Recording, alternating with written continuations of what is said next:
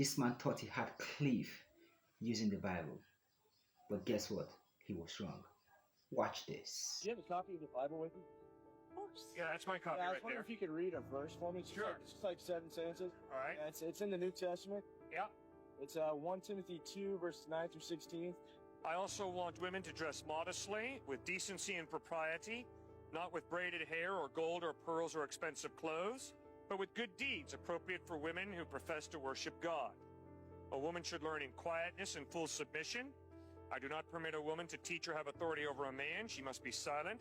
For Adam was formed first, then Eve. And Adam was not the one deceived. It was the woman who was deceived and became a sinner. But women will be saved through childbearing if they continue in faith, love, and holiness with propriety. Is that the tolerant word of God? That compassionate conservatism?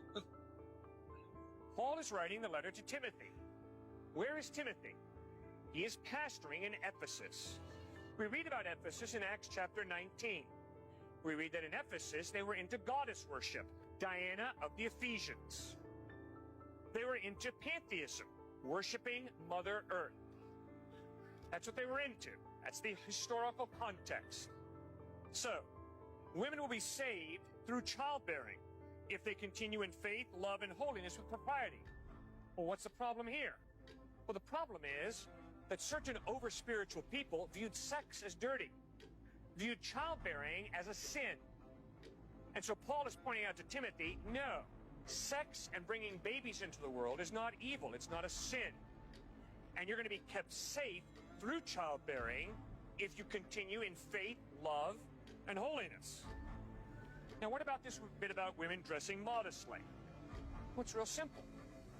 The Bible continually communicates that materialism is wrong. And obviously what Paul is bending over backwards to do is to point out, watch out for immodesty. Watch out for materialism, from being too generous with yourself and not generous enough with others. What about this bit about not allowing a woman to teach? Well, that's weird, because Paul had a woman named Priscilla teach the great preacher named Apollos. So what's going on here? Well, what's the name of the movie where Barbara Streisand plays that young Jewish woman? Go watch the movie Yentl. And what you learn is young Jewish women were not allowed to get an education.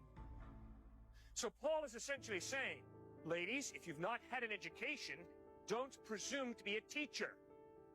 But obviously, those women who did get an education, Paul used as teachers, as he used Priscilla to teach the great preacher Apollos.